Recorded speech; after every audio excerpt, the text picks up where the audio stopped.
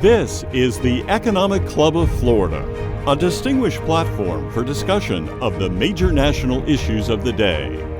On today's program, Jorge Gonzalez, President and CEO of the St. Joe Company, on the silver lining of 2018's Hurricane Michael on redevelopment.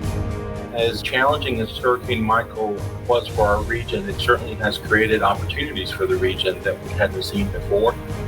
We have seen a noticeable increase in the level of interest from companies and businesses who want to come to Northwest Florida. Same thing with residents. Good day and welcome to the 549th in our series of Distinguished Speaker programs. I'm Harvey Bennett for the Economic Club of Florida. It was almost 3 years ago that the fourth strongest hurricane on record hit the U.S. right here in Florida, with the landfall of Hurricane Michael in Mexico Beach on Florida's Panhandle back in October of 2018. We're very pleased to have with us today the head of a big private sector effort that's critical to redeveloping that damaged community. He is Jorge Gonzalez, President and CEO of the St. Joe Company. George, welcome. Please tell us about St. Joe and this new exciting project. The St. Joe Company is a diversified real estate operating company with interests in residential, commercial, and hospitality. We are based in Northwest Florida, and we were founded in 1936. We are a property owner, community developer, commercial developer, and lodging, hospitality developer. Mexico Beach is one of the areas in our region that we have several projects planned for, particularly to help the region recuperate from the hurricane. We have a total of 12 residential communities in the region, and Mexico Beach will be our newest residential community. Now, Mexico Beach is an area of Florida referred to as Old Florida, with many mom and pop stores, many homes that were built back in the 1950s and 60s. Yet with disaster comes opportunity for rebuilding better and stronger. And there's predictions I read recently by the Bay County Economic Development Alliance of a level of growth during the next 3 to 5 years that has never been seen before in that area. And that includes out-of-state companies and industries with high-paying jobs that could lead to an even bigger transformation of the region beyond hurricane redevelopment, right? That is correct. As challenging as Hurricane Michael was for our region, it certainly has created opportunities for the region that we hadn't seen before. We have seen a noticeable increase in the level of interest from companies and businesses who want to come to Northwest Florida. Same thing with residents. We have seen a growth in residents wanting to move to Northwest Florida that we hadn't seen before since the hurricane. The St. Joe Company is a legacy developer, as you said, started back in the 1930s in Florida. It's one of the largest landowners still in a state whose economy is built on growth. Despite the recent pandemic-driven economic downturn in the country and here in Florida, George, what's your feeling about Florida's continued growth? We're bullish about Florida's growth. Ever since the pandemic started, we have seen a noticeable increase in the number of companies and individuals from all over the country that want to move to Florida. The same basic attractors about Florida continue, from the climate to the low tax base to just a lot of different things happening in the state. We are bullish about the continued growth of Florida, particularly Northwest Florida. That's terrific, George. Thank you so much. Jorge Gonzalez, President and CEO of the St. Joe Company. We look forward to hearing your formal remarks and learning more about regional development efforts in Northwest Florida.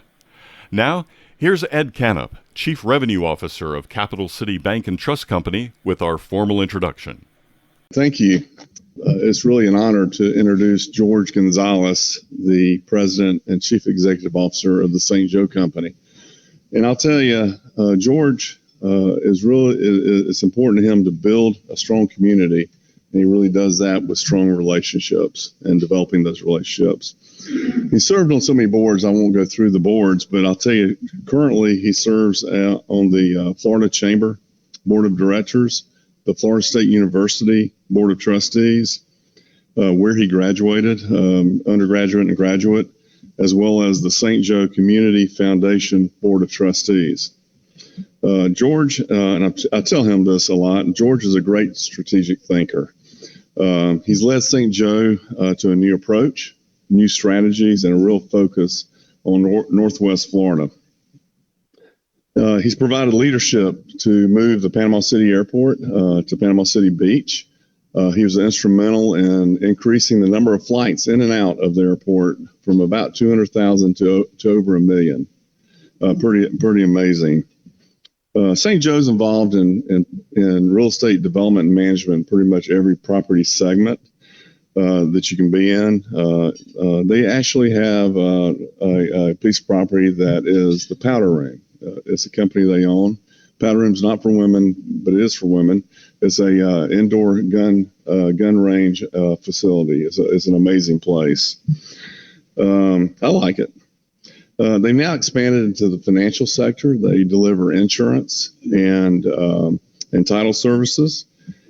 George has really provided a diversification with business joint ventures.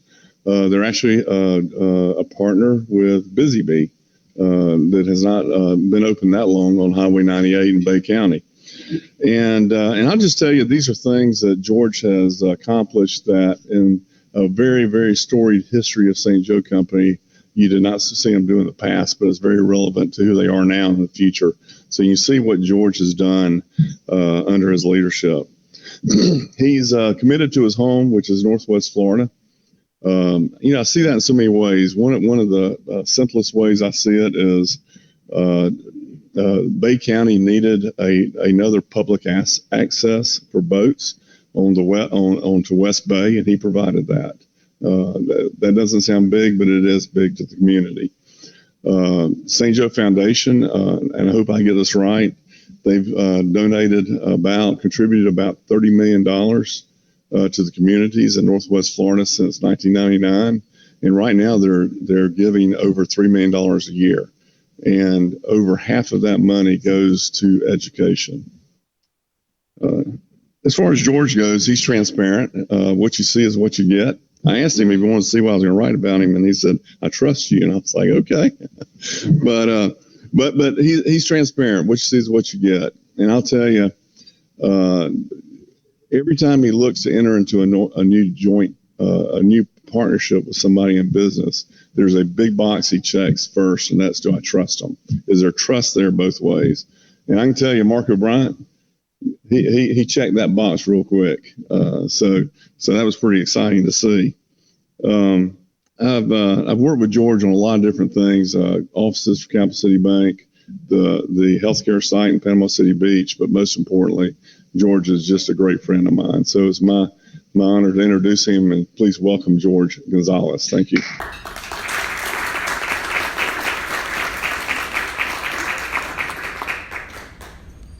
Thank you, Ed. That was an introduction that I didn't deserve, but greatly appreciate it. I hope everybody can hear me and see me okay. What I wanted to do today was give you a little bit of a background on our company. I know many of you are familiar with the St. Joe Company, but just in case, for those of you who are not, and Ed mentioned a lot of things already, which is great. Then I'm going to talk a little bit about our market, what's happening in our core market, and then talk a little bit about what we're up to specifically. We'll show a 5-minute video of projects that we have going on, and then I'll open the floor up for questions. And I love answering questions. So any questions any member of the audience has, I would love to answer it. So the St. Joe Company, we're a little bit unique. The real estate industry is very specialized, very customized. There's folks that do very specific things, and they do them well. We are a diversified real estate operating company. We do a lot of different things, and hopefully every day we're doing them better and better. We have 3 primary segments: residential, commercial, and hospitality. In our residential segment, we have 12 residential communities at different levels of development. In our commercial segment, we have over 1 million square feet of commercial property that we lease in our leasing portfolio. In our hospitality segment, we own and operate hotels, golf courses, marinas, beach clubs. We have a private club membership program. In our commercial segment, we own and operate apartments, convenience stores, food and beverage facilities, self-storage facilities, just a pretty wide range of assets. As Ed mentioned, we have been in a diversification mode for the last couple of years. I particularly like diversity. I'd love diversity in income streams. So that's something that we've been executing over the last few years. Our focus is in 3 counties, Bay County, Walton County, and Gulf County. 86% of our ownership, which is roughly 170,000 acres, are located in those 3 counties, and those are the 3 counties that we're focused on. We're not a third-party developer. We don't develop for others. When we develop property, whether it's for an apartment complex or a hotel, we're developing that project for ourselves, for us to own and operate. One of the big framework agreements that we have that we're operating under is what we call the Bay Walton Sector Plan, which many of you may have heard about. That's an approval that we obtained from the state and the local government a number of years ago on 110,000 acres of our property in Bay and Walton County. That Bay Walton Sector Plan took several years to navigate and obtain all the approvals, but it gave us a level of certainty for us to plan and spend dollars on planning and executing specific projects by having as of right entitlements to build and develop on those acres. The Bay Walton Sector Plan gave us approval for 170,000 homes in over 20 million square feet of non-residential. That's obviously a long range, 50-year, planning horizon for that project. But by having those approvals in place, like I said, it gives us the assurance that we can spend the money and the planning time to plan projects and execute them. So what is happening in our local market? I've been in this market for a long time, and quite frankly, I haven't seen anything like it ever before. We have been growing. A lot of growth has been occurring in our market. Last year was a record year in all of our segments. This year, the momentum continues, if not exceeding last year's momentum. Let me give you a couple data points on what an example of that growth that we're experiencing. Walton County, from 2010 to 2020, 10-year period, grew at 36%. So it ranked 4 in the state of Florida of all 67 counties. It was the 4th fastest growing county in the state of Florida out of 67. It was the 21st fastest growing county in the entire country in that time period. So tremendous growth in Walton County. Panama City metro area, in terms of net in-migration since the pandemic started, ranks 8th out of 926 metro areas in the country. Which is incredible. Number 8 out of 926 metro areas since the pandemic started in net migration. Tourism continues to grow in our region.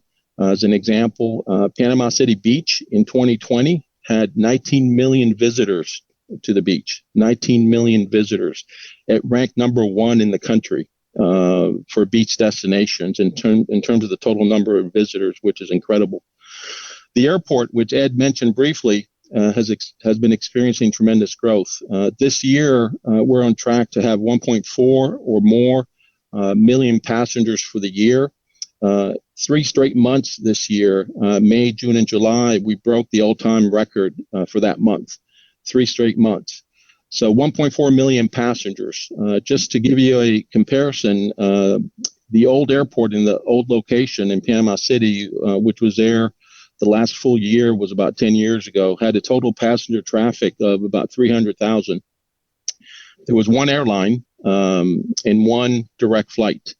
So fast forward a little bit over 10 years to the new airport, and we're on track for 1.4 million compared to 300,000. We have 4 airlines, and we have 15 direct flights out of the airport. So tremendous growth in the airport. These growth trends started before the pandemic. We were seeing this trajectory before the pandemic. The pandemic has been challenging for all of us, both personally and professionally, but it's been interesting from a growth perspective. It has accelerated the growth trends that we had seen before the pandemic started to a pretty significant level. 2 specific trends that we're seeing are sub-trends in that growth. are more permanent residents living here, more folks moving here to live permanently. As everyone in the audience probably knows, our region has had historically a pretty robust context of second homes, vacation rental homes, because we are a family resort destination. What we've been seeing over the last couple of years is a pretty significant increase in permanent residents, people living here, moving here to live full time. The other sub-trend that we've seen that has been unique is we're seeing people from a broader geography of the country moving here. Our traditional market area, both for residential and tourism, has been Atlanta, Nashville, and Dallas. You draw a line through those three cities, Atlanta, Nashville, and Dallas, and everything inward of that has been our traditional market area. Over the last year and a half, we are seeing folks move here, tourists, people joining our club from way outside of those areas, literally from all over the country, particularly from larger metro areas, California, Denver, Chicago, even the Northeast. So that's been a unique aspect that we've been experiencing over the last couple of years. Hurricane Michael, I want to talk a little bit about Hurricane Michael. That was obviously a devastating hurricane, Category 5, that hit Bay County in October of 2018. A lot of challenges immediately after the storm. The community has recovered fairly well from it. It's a very resilient community, a community that picks up and works very hard at moving forward. As with many storms that occur, unfortunately, the parts of town that had the older housing stock that were built to different codes are the parts of town that were the most affected. The parts of town that had the newer housing stock built to the modern building codes tended to have done a little bit better. So the community has recovered really well. The housing stock that was affected has created opportunities for new residential communities, which we and others have been executing since the storm occurred, particularly in the Panama City area east of the Hathaway Bridge, not in Panama City Beach. One of those new projects that we announced not too long after the storm hit was a new master plan community in the part of the county that was ground zero for the storm, and that's Mexico Beach. They took a pretty direct hit, as everybody knows. A lot of the housing stock that was there was fairly old. So we announced pretty early that we were going to commit to help and rebuild the Mexico Beach community, and committed to a pretty significantly sized master plan community. So we broke ground on that community earlier this year. The focus of the master plan community, we're going to have a pretty broad range of residential housing types, from rental apartments to single family homes, townhouses, commercial. The focus is on the rebuild of Tyndall Air Force Base. Mexico Beach, in particular where our property is in Mexico Beach, is less than a 10-minute drive to the front gate of Tyndall. Tyndall was, as most of you may know, hit pretty hard with Hurricane Michael. Fortunately, it's a very strategic Air Force base for the Department of Defense, primarily because of the training grounds that the Gulf of Mexico offers. It's the largest training ground, I believe, of any Air Force base in the country. So it's very strategic to the Department of Defense. So the Air Force and the Department of Defense committed to rebuild Tyndall almost immediately after the hurricane hit. And they did it with the context of making Tyndall the Air Force base of the future. It's essentially a blank sheet of paper where they can plan and develop an Air Force base with the latest technology and doing it in the most efficient way possible. Congress appropriated $3.95 billion, as in billion dollars, almost $4 billion to start the redevelopment of Tyndall, and that's one of several similar appropriations that are expected. That process has started. The Department of Defense went through the NEPA process, and they obtained a record of decision. Earlier this year, so the contracts have been let, and the redevelopment of Tyndall has started. So we are timing our master plan community in Mexico Beach to coincide with the needs of Tyndall. There's not going to be a lot of housing that's going to be provided inside of the base. So the Department of Defense and the Air Force is to a great extent relying on housing outside of the base. And the project that we have planned in Mexico Beach, we hope to accomplish that and help in the rebuilding of Tyndall. Every decision we make for that project in terms of pricing, product type, we're really thinking of the Tyndall ecosystem. As an example, we're not going to allow short-term vacation rentals in our community because once you do that, it changes the DNA of the community, making it a little bit more difficult for Tyndall families to live there. So, like I said, we broke ground on that community earlier this year, and we hope to start having the first product available by the middle part of next year. So what are we up to? I think it probably is not a surprise to you in the audience with the growth that this region is experiencing in the positioning that our company has in these three counties, that we've been in a growth mode ourselves. At the moment, we are developing and constructing almost 40 projects, which is incredible. It's the biggest growth mode that this company has had in its history, I believe. I don't remember.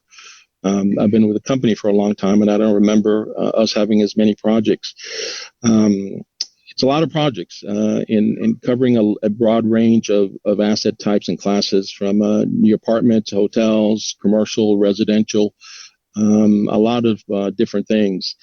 And it covers all of our segments. The nearly 40 projects that we have under construction, we have several of them in all of our segments. We're also planning many more that are on the drawing board. And if the trends continue and the growth in this region continues, we'll move those projects from the drawing board and start building them. We don't build anything and hope for the best. Everything we do is market-based. If it's a new hotel, we conduct a lot of market studies to make sure we understand the demand, we understand the clientele that will be there, and the RevPAR that we'll obtain from those hotels. So all the growth that we have is really market-based, based on the demand that we're seeing here at the ground level. So on the residential and a couple of things I wanted to mention. We've always had residential communities that are for what I call the high-end resort demographic, whether it's Watercolor, Watersound Beach, and other similar communities. One of the things that we changed in the last couple of years is we're focusing more on residential communities to cover all price points, from workforce housing, permanent residential communities for nurses and teachers and different folks in the community. That's a shift that we did in our company. Of the 12 communities, the great majority of them are for that demographic. One type of community that we hadn't done yet is an age-restricted retirement community. We spent many years studying that type of community, the demographic. Like anything else, it sounds simple, but when you get into the details of understanding those type of communities, what the demographic wants to see, how you plan it, how you program it, it's a little bit more complicated. So we made a decision to start a new community in West Bay on the Intercoastal Waterway. We own about 20 miles of frontage on the Intercoastal Waterway, not too far from the near airport. Sales in that community, it's Latitude Margaritaville. We have a joint venture partner for that project. That community, we opened sales in May of this year. The sales office opened in May of this year. We had a first release of 200 homes when we opened the sales process. We had a lottery with over 1,300 individuals vying for those 200 home sites. Ever since we started that process, the momentum has increased. We've been very pleased. In fact, we had pretty high expectations for it, but our expectations have been exceeded in terms of the demand that we're seeing for that community. And similar to the other trends that we've been seeing in our other communities in this region, The consumer is coming from literally all parts of the country that have an interest in latitude. We even have several folks from Alaska, of all places, who are part of that first 200 homes. We're actively developing nearly 700 home sites at the moment. We've started construction of over 100 homes. We expect the first residents to move in late this year. This first overall phase of the project is 3,500 homes. We're planning a marina right on the intercoastal, which we're doing by ourselves. We're planning a commercial town center in front of it, which we're also doing by ourselves. If the demand continues beyond the 3,500 homes, because of the Bay Walton sector plan approval, we have an ability to build many more homes in latitude. I get a lot of questions about latitude, so that's one of the reasons why I wanted to give you a brief update on it. So what I like to do next, every quarter, we post a video on YouTube showing the projects that we have under construction. We don't do that for the consumer as much as we do for our shareholders. We obviously, when we issue our 10Qs and our quarterly reports, there's a lot of financial information there for our shareholders and others to review. But since we're building so many different things, we felt that showing them with a video clip, an inventory of the projects that we have going on, because many of our shareholders are not local, was important. So we started that last year. It's been really well received. After we post it, we actually have some shareholders that wait anxiously for the video to be posted, and if we're a day or two late, they call me asking where's the video. So if it's okay with everybody, I wanted to show the video from the second quarter. It's the most recent video that we did. It's about a 5-minute video. Then after the video is over, I would love to open up the floor for questions. So Mike, if you can start the video.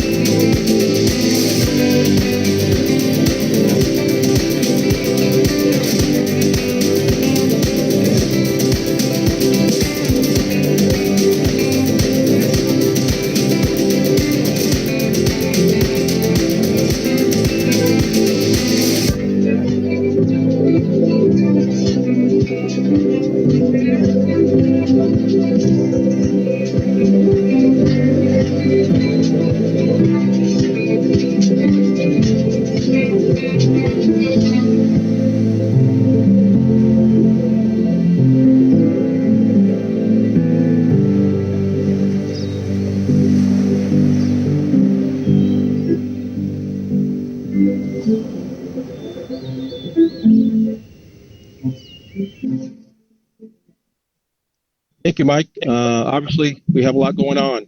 By the way, our general counsel says the best part of that video is that disclaimer at the very end. You should have seen it before. It went on for almost longer than the video itself. But we have a lot going on. A lot of good things happening in our region. Because of the kind of assets that we have, we're tied at the hip with the communities we're in. We don't see any scenario where we're doing well in our communities or not, and vice versa. So we try to be very community based. I often use the term "rising tide lifts all boats." We believe in that. When good things happen in our region, good things happen in our company, and vice versa. One thing I would be remiss not to mention, we're really excited about an announcement we made a few months ago about a collaboration with TMH and the FSU College of Medicine on creating a new healthcare medical campus in Bay County. We feel pretty strongly of the potential of the synergies between research, teaching, and clinical delivery. And we're working very hard, obviously, along with TMH, Mark and Andrew, and FSU to really plan that campus in a way that's going to be world class. And we're optimistic, cautiously optimistic, that we'll be able to break ground on the first phase of that campus sometime next year in 22. So with that, I'd love to open up the floor for any questions that anybody has. Thank you, Mr. Gonzalez. That was a great overview. Does anybody have any questions? Okay, Todd, we got them lined up for you, Mr. Gonzalez. Jorge, Todd Sperry, you're rocking, dude. My question is about the sector plan. You have 50 years of growth in your sector plan. Is there any plan long range down the road to create a new municipality in the sector plan? Good to see you, Todd. By the way, I figured you might be there, so your questions don't count. So this answer won't count. No, not the answer to your question is no. We're not really planning on creating a new municipality. We have worked very closely. One of the advantages of having such a large scale plan is we're able to work very efficiently with the utility providers and those that provide infrastructure. So we have a pretty good framework for that with Bay County and other utility providers. So as of this moment, we do not have any plans to incorporate a new municipality. All of the sector is really an unincorporated Bay and Walton County. Mary. Hi, George. Mary Lee Karakoff. In the interest of full disclosure to our audience, for 8 years I worked with Arvida St. Joe when everybody was bulletproof. But anyway, this month or next month will mark the 20 years since the first homeowner moved into Southwood. How would you define the St. Joe relationship with Southwood today? Good question. Great to see you, by the way. It's been a long time since I've seen you. Southwood is a project we're very proud of. The planning principles that were incorporated into that project, from the trails, the open space, the mixed uses. I think from a planning perspective, it's one of the projects we're very proud of. We changed our business strategy about Southwood a number of years ago. The project still has several phases to go from a development perspective, but we changed our business strategy, and we're not developing anymore in Southwood. We do sell tracts of land to other developers and other builders. So our relationship is still there. We're a property owner within the community development district. We pay our dues, our fees. We're constantly talking to prospects who have an interest in purchasing land from us. We turned over the HOA recently, so the residents are in charge of the HOA. As far as we're concerned, a good relationship, but it's not a project that we're planning on developing any more phases ourselves. Okay, Emily. Thank you very much. I have already been to the model homes at Margaritaville. In fact, I went the first day that y'all were open, and I really like the houses. My question is, when will the amenities be built enough for a visitor who's thinking about buying there to get a feel for what the community will really be like the clubhouse and all that stuff, the pool, the gym, that kind of stuff?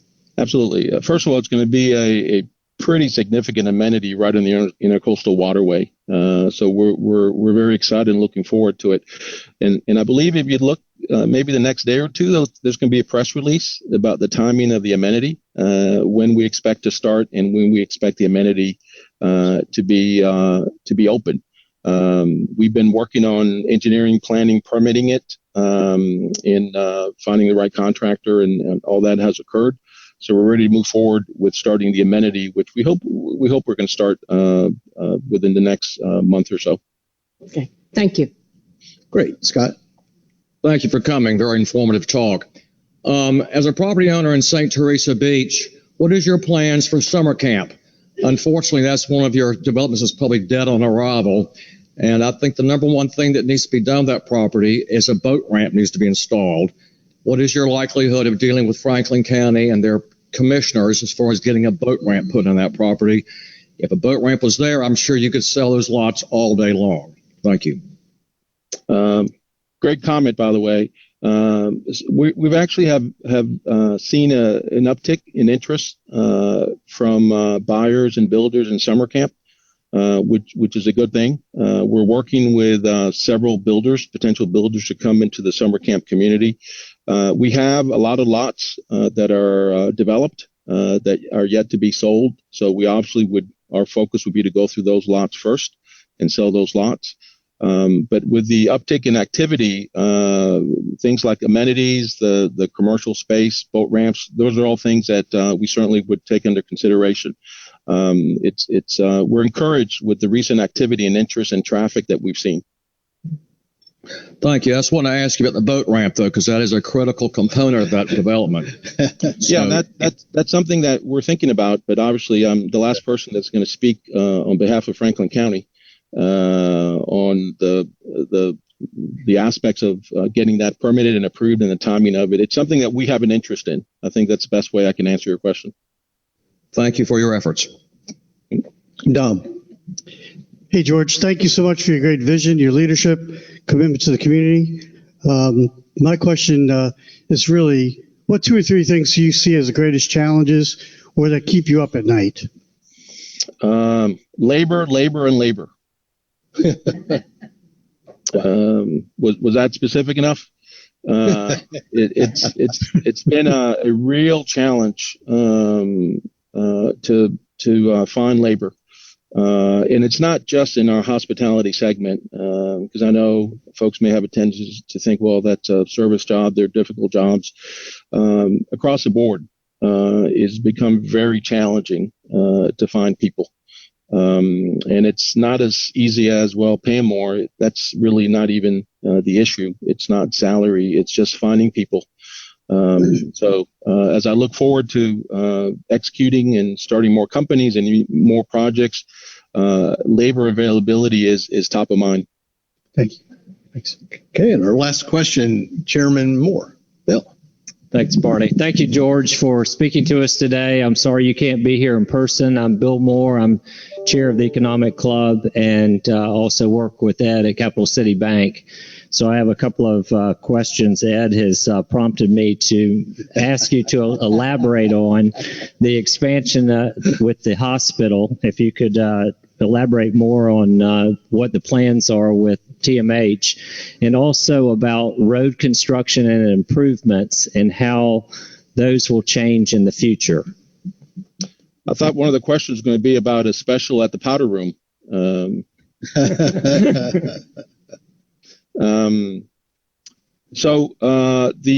We have started. We made the announcement with TMH in FSU a few months ago. We have been busy with TMH in particular, Mark and Andrew. We have standing meetings every couple of weeks. We've hired a team of planners and consultants and designers to help us master plan the campus.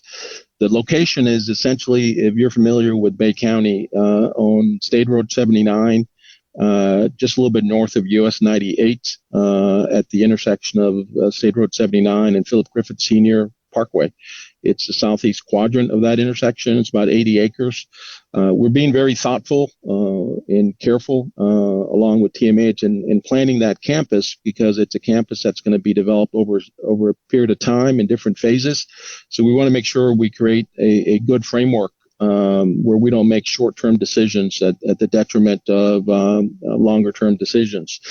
We expect over time we'll have the three components I mentioned earlier. A research component, a teaching component, and a clinical delivery component. Obviously, would have a hospital, which will be phased over time. And we're very cautiously optimistic that we will break ground on the first phase of the campus sometime next year. We're not at the level yet for me to go even beyond next year or what quarter or month we would break ground, but we've already started the engineering process in interaction with local government about getting all the approvals and so forth. So we're very optimistic about that. Infrastructure and roads is something that we spent a lot of time on. We spent a lot of time with Philip and Chipley and his team, Philip Gaynor, in the county and the city, identifying. We're always 2, 3, 4, 5 years ahead, if not longer, because once an infrastructure improvement is needed, an expansion and widening, you usually have to go back 2 or 3 years at least in terms of starting the process. So it's something that we're actively involved in. There's a lot of road construction currently going on at the moment in Bay and Walton County. There's quite a few more that's in the pipeline that will probably start over the next 12 to 24 months. Okay. Mr. Gonzalez, thank you so much on behalf of the Economic Club of Florida. We really appreciate your comments today. They were very informative and educational.